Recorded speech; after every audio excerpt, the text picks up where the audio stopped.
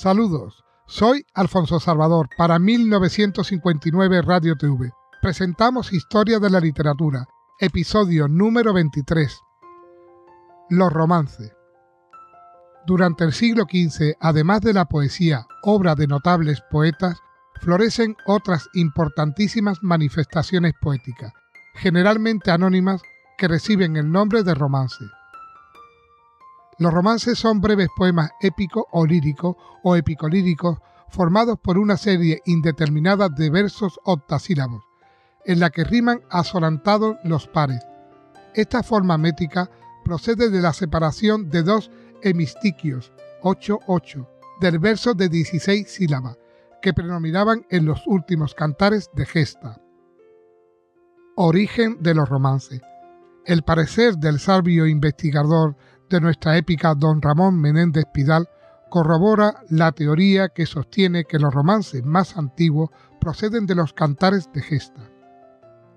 Ciertos fragmentos, los que más interesaban o agradaban a la gente, eran muy repetidos por los juglares y acabaron por grabarse en la mentalidad del pueblo, que los popularizó al cantarlo él también, formando un canto independiente, el romance.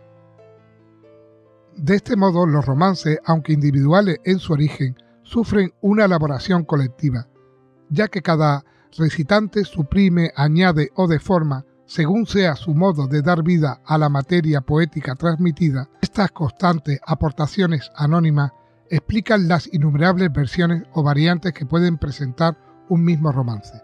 A veces se produce entre dos romances la contaminación, es decir, que se incorporan palabras, versos, episodios de un romance a otro distinto.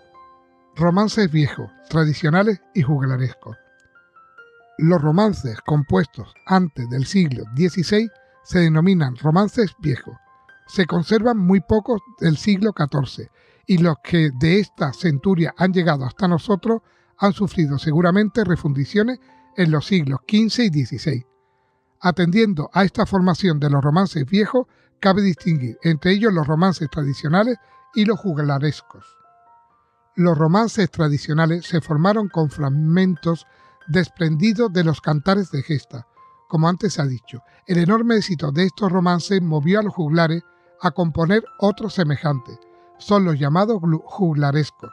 Estos suelen tener mayor extensión y artificio que los tradicionales.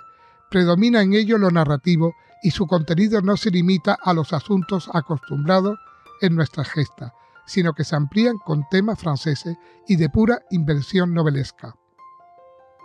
Clasificación de los romances por su contenido. Menéndez Pelayo ha clasificado los romances según el tema que desarrollan en los siguientes ciclos. 1. Romances históricos. Celebran hechos o personajes cantados en la gesta. 2. Romances de ciclo carolingio. Refieren asuntos tomados de la gesta francesa. Son pocos, pero muy extensos. Son famosos los Baldovinos, el Marqués de Mantua, el Conde d'Irlos y de Montesino. 3. Romances de ciclo bretón. Son los relativos a la leyenda bretona. Solo se conservan 3. 1 referente a Tristán y 2 a Lanzarote. 4. Romances novelescos y caballerescos sueltos. Son de asuntos muy variados, aunque relacionados en algún modo con los grupos anteriores. Son notables el de Rosa Fresca y el de las Infantas Encantadas. 5. Romances líricos. No hay en ellos contenido narrativo, o este queda absorbido por el elemento sentimental, amor, desengaño, celo.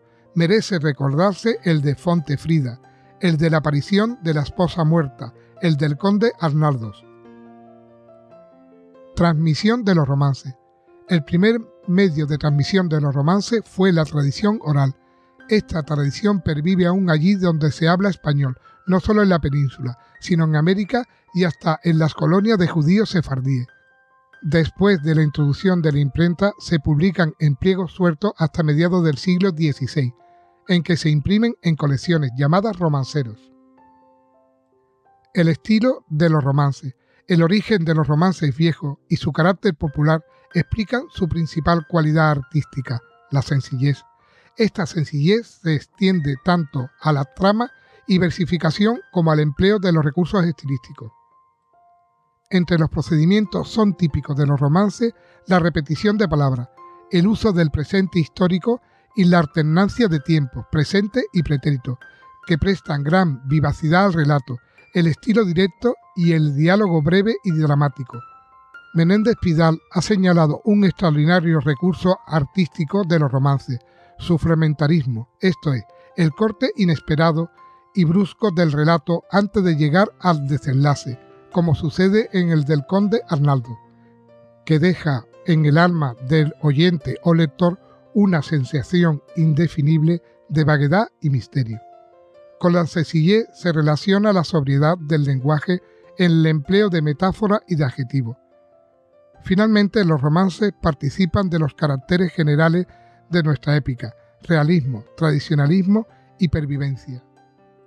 Romancero artístico o nuevo. El siglo XVI es la época de mayor difusión del romancero. En la segunda mitad de este siglo, los poetas cultos empezaron a imitar los romances viejos.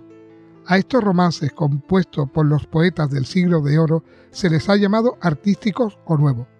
Sin la belleza sobria de los romances viejos, pero más ricos en recursos, sirven de vehículo para expresar la más variada gama de temas o de emociones poéticas. Hay romances mitológicos, religiosos, pastoriles, moriscos, satíricos, amorosos, etc. Los poetas más famosos, especialmente Lope, Góngora y Quevedo, los tienen hermosísimos.